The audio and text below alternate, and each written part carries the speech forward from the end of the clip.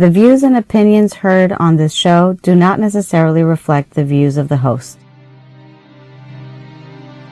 Ladies and gentlemen, welcome back to Real Spiritual Talk Radio. My breathing had stopped for so long that my heart actually ended up stopping. He saw what I did and said that I was going to die. And then I remember being gone. I wasn't there anymore. I sort of lifted up about 6 feet above my body.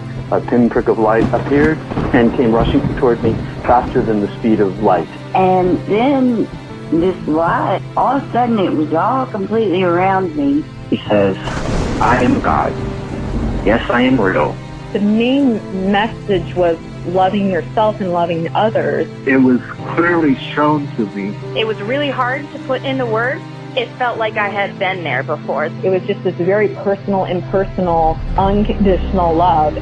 Welcome to another edition of Real Spiritual Talk Radio. I am your host, Lamont Gates, once again bringing you the world of faith, metaphysicality, and spirituality. Today, my guest led a life of normal routine until he was able to see that that routine within itself came with a high, important purpose. Let's get it started.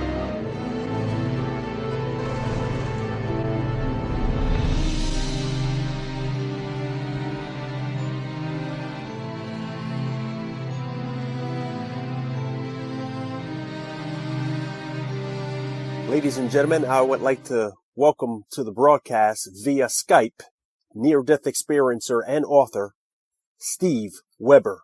Steve, welcome to Real Spiritual Talk Radio. Hey, Lamont. It's a pleasure to be here. I really appreciate this opportunity to speak with you and your audience. Absolutely, and I want to thank you for sharing your account here. So, as I normally do here on the show, why don't we go back to your pre-experience and tell us what you learned as a child about religion and or spirituality. What were some of the beliefs you held? I would say, if I were to sum it up, is that I grew up as a Christmas and Easter Catholic, and so I had all this Catholic sacraments, but I wasn't a regular churchgoer. Everyone says they're spiritual, so I certainly said I was spiritual, but really I was probably a 0 on the spirituality scale. Is that my world involved my job, my relationships, my family. I was a stay-at-home dad for a long time. My children were a big focus of my life, and but I was 0 on the spirituality scale. I was a good person, but that's about it. So you'd say, religiously speaking, you were a cultural Catholic. Yeah, cultural Catholic. I kind of call it Christmas and Easter Catholic, but that's a much better term. A cultural Catholic. Yes, that's me. Now, how old were you when your near-death experience occurred? I was in my early 50s. I would say about 52. Yeah, it was in 2015, just a few years ago. Fairly recent, I see. Okay, so tell us now what it was that actually propelled your near-death experience. Okay, well, what I was doing is I've been a Harley rider all my life. I mean, I'm really like I'm a biker. I'm a computer guy as well. I've got a job. I go to work every day, but when not in work, I was out riding my Harley. I've been all over the country. I was a beer and hot wings kind of guy, and just living my life. And then what was happening is I was coming home from a barbecue outing one Sunday afternoon in the early spring. And I was going through an intersection, and a truck made a left-hand turn and smacked right in the side of me and crushed the whole side of my body. My spine was broken, my hip was shattered, so many injuries, many broken bones, and I was airlifted to Stony Brook Hospital, which is a premier trauma center. They actually picked me up in a helicopter and brought me to like the best trauma center in the world.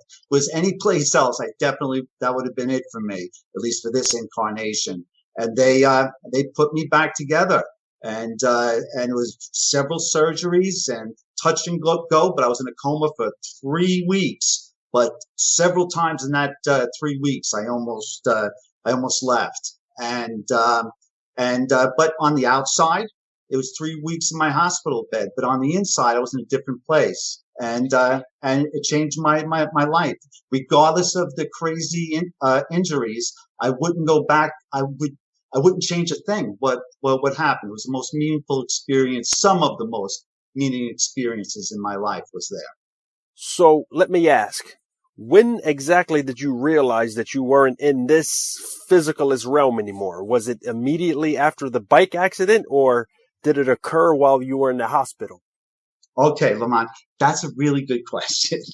And so it didn't happen until the very end of my experience, just the last event before I returned. It wasn't until the very end that I realized it. Although several things had happened to me when I was in the place between here and there that I should have known something was different. But for some reason, the thought didn't occur to me until the very end.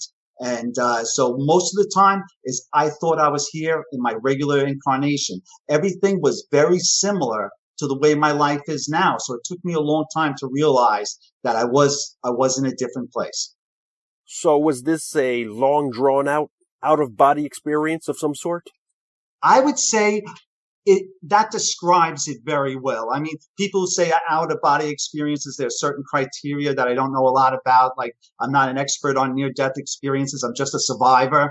But I would say that.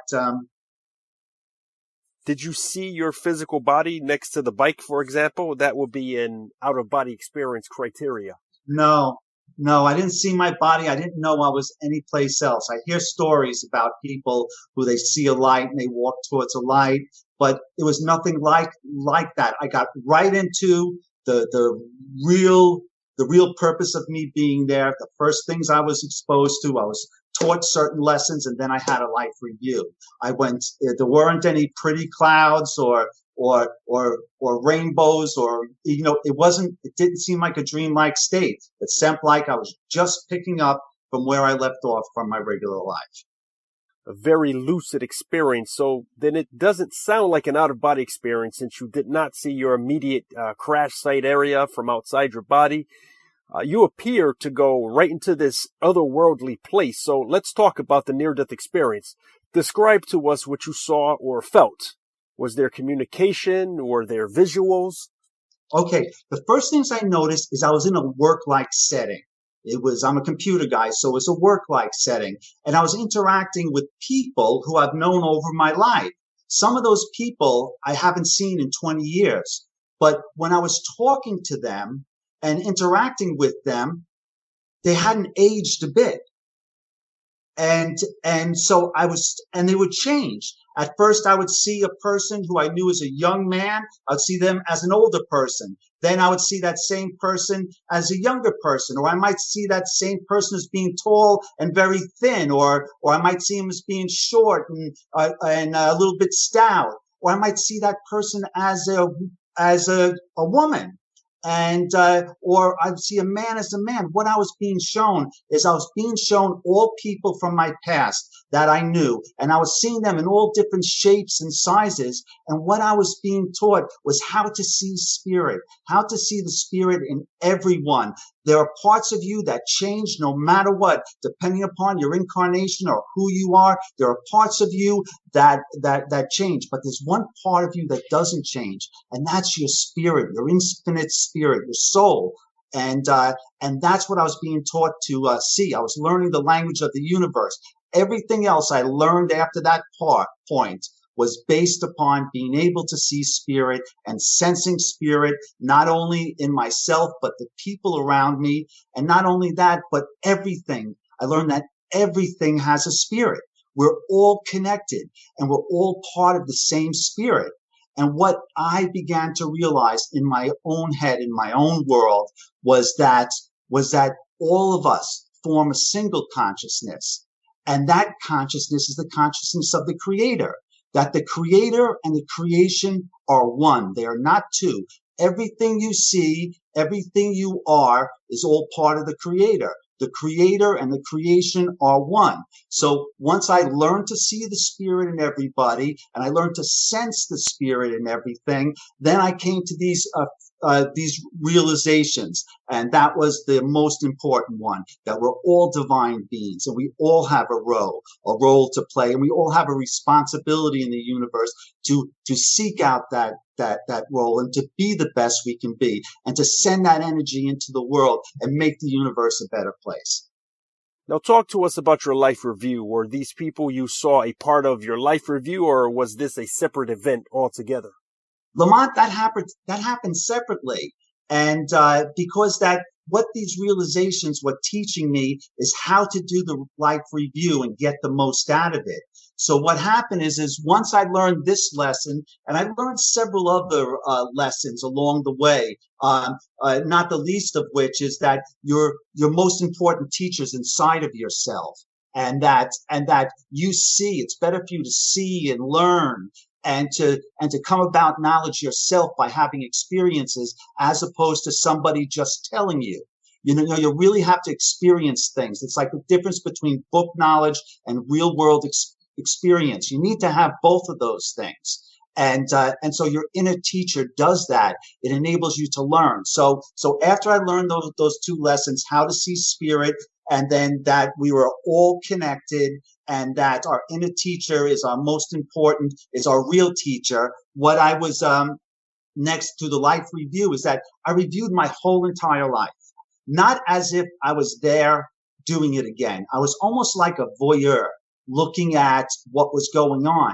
But now that I could see spirit, now that I was taught to see spirit, I now sensed what was going on all around me, everyone around me. And I sensed their spirit. And once I sensed their spirit, I knew why each one of them was there. And they all had a reason for being there. There was the earthly reason, the reason out front, but there was the deeper meaning on why each person was there. Like if I was having a fight in the schoolyard, I was there because so-and-so was acting like a this, that, and the other thing. And we got into an argument. And so I thought he was terrible. He thought I was terrible too. There were people there who were cheering for him. People there, everyone had their own reasons for being there, having to do with soul growth. And so what would happen is I'd go through my whole life review based upon being able to see spirit and sense spirit.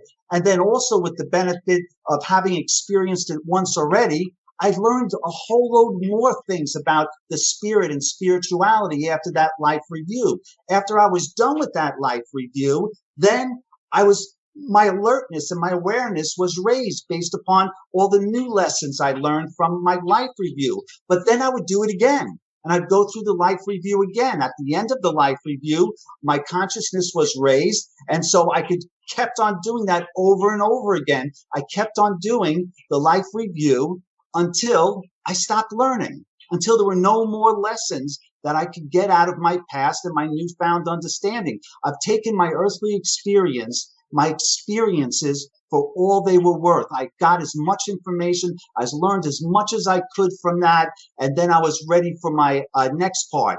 But this was very important because that it really helped me to really understand that okay, we're all connected, but we all have a reason for learning, that our experiences here on earth are everything. It's the only thing we could take with us. And if you don't have a lot of life experiences, in my opinion, for your life review, you may not get a lot out of it. This is all about the evolution of the spirit and us contributing to the consciousness of the creator.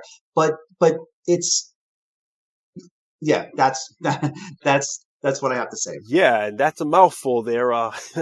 You spoke about something novel to me, and that was having multiple cycles of the same life review.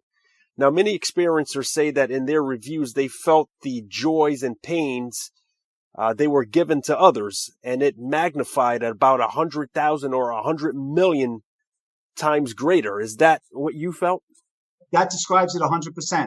You take the Steve speak out of it, you put it in a sentence. That's it. No, it really is. That's the one commonness. When I'm starting to learn about other people's near-death experiences, and so I noticed that my experience is very different than most people's experiences, like maybe 75% of experiences. But the one thing that I find is very consistent with other people's experiences is that life review and the way that they saw it.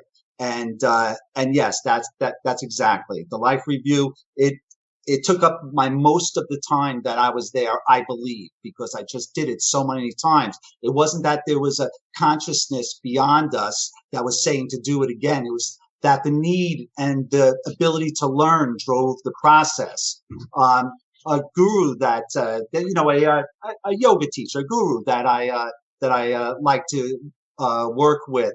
He put it best. He called it life force intelligence. That's Jaidev Singh. He called it life force intelligence. In the same way that your body prepares to die, your spirit prepares for its next task, whether it's going to go into spirit or return back to earth in like an incarnation.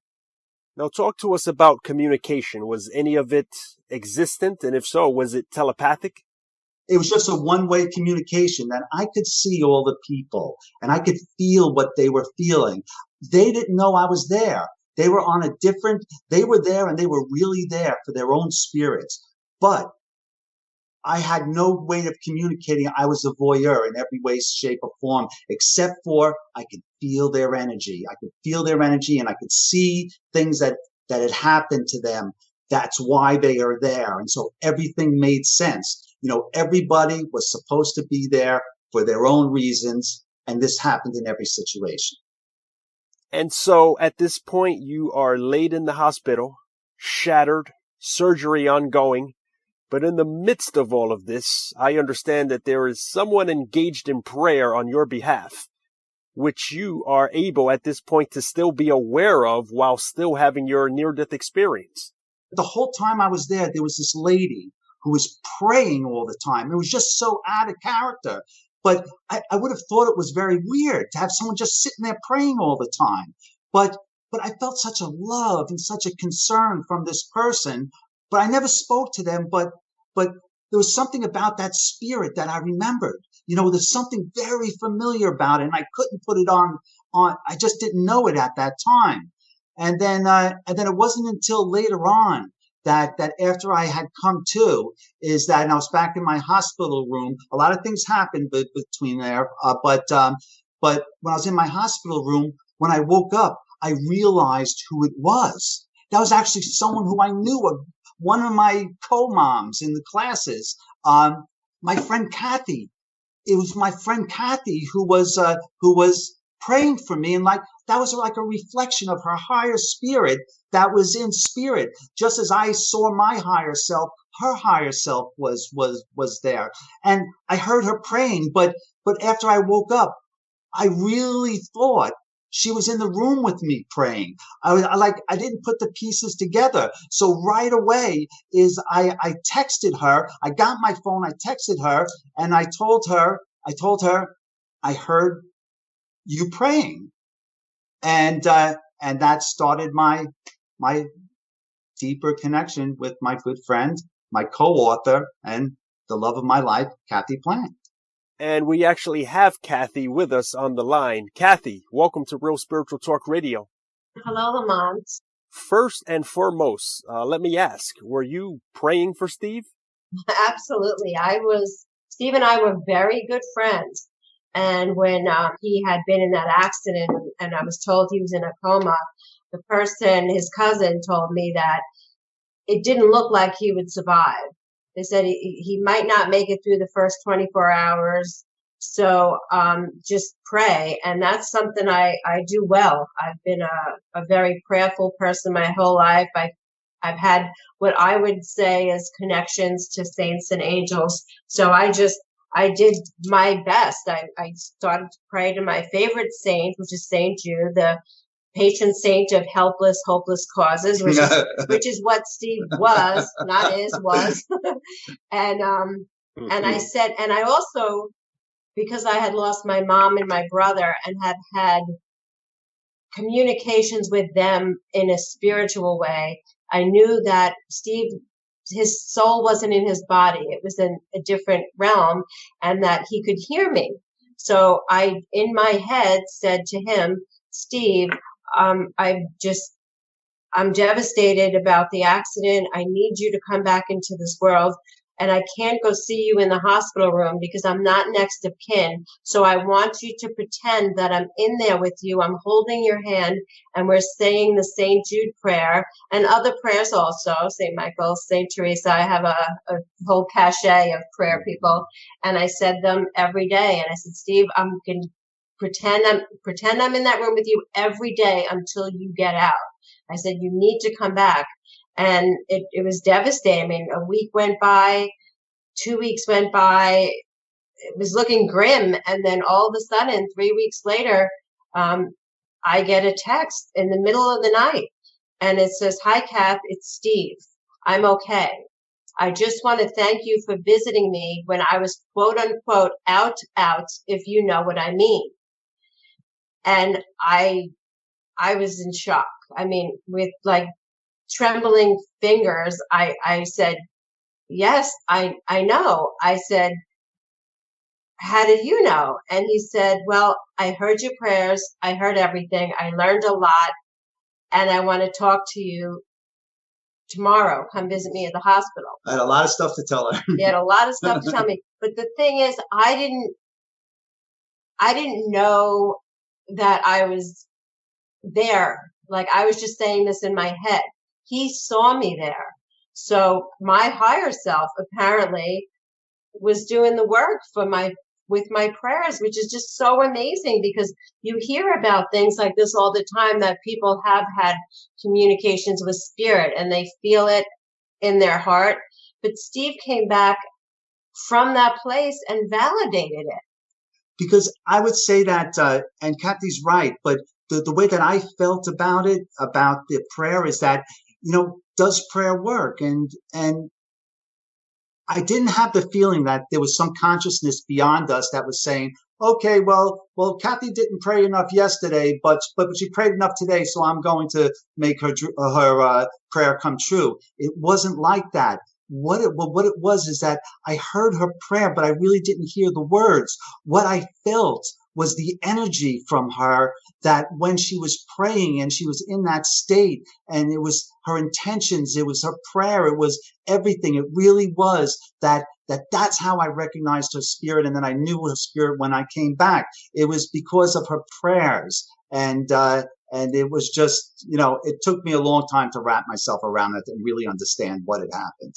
So surely there is power in prayer. Yeah, there certainly is. I'll say. So describe to us what the overarching purpose of life is as per your experience. The purpose of life is to have experiences. And this is not all of your consciousness. Your consciousness goes on forever, and it's great. It's great to be in spirit. It's great to be here. There's a beautiful place, but here's a beautiful place too. That life is good and people are good, even when very sad things happen. These are all very, very lifelong lessons that I take with me into my life. And now, in my life, when I take the time to see spirit in people, I treat people differently, and people treat me differently. Ever since then, my life has been great.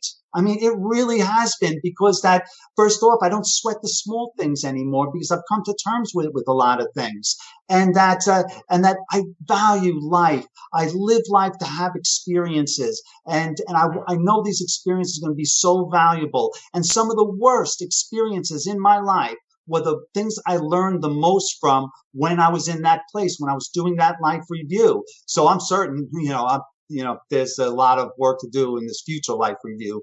But in that old life review, is that the life review when I was there, it was that really is that it's all about your spiritual and your personal growth.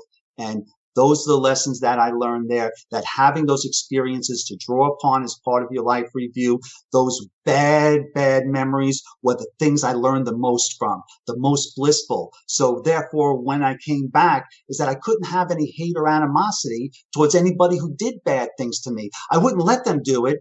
But I don't have hate or animosity, because I learned the value of these terrible things that happen, and that if you can't avoid them in life by your own spirituality, if you take them with you, they will they will enlighten you and help you to feel better. So now even when people do me wrong, especially in business or in personal life, I don't sweat it.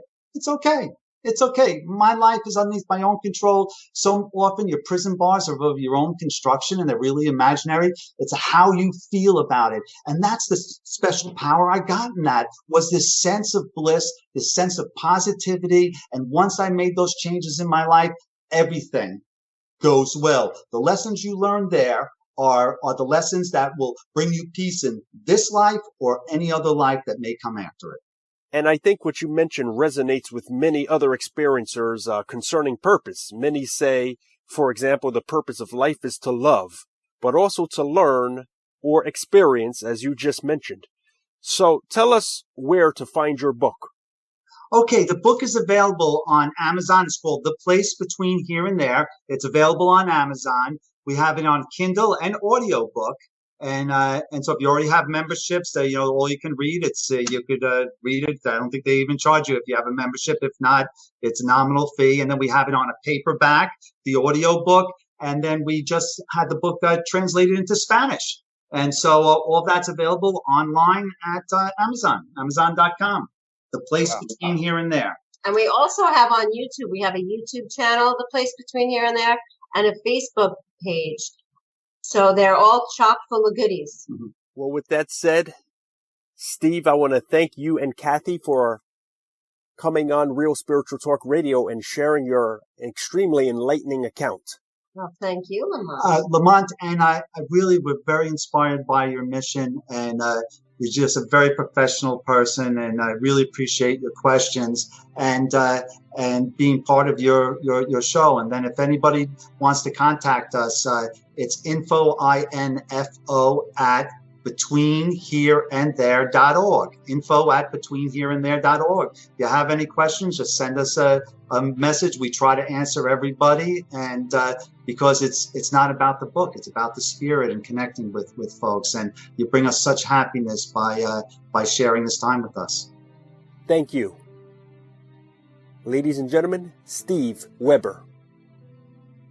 And I want to thank you all for tuning in to another episode of Real Spiritual Talk Radio. I am just gracious to have your ears and gracious to connect with other like-minded near-death experience enthusiasts who understand that the earthly realm, it's not all that it's cracked up to be. And in fact, it's not all there is in a realm, but there is more. There is another side that our physical eyes cannot see, but at the same time is still very present with us. Please catch me on my Facebook page, Real Spiritual Talk Radio. There you will find past shows, as well as other important information concerning near-death experiences, or on YouTube. There you can just type in my name, Lamont Gates, and you will find the same.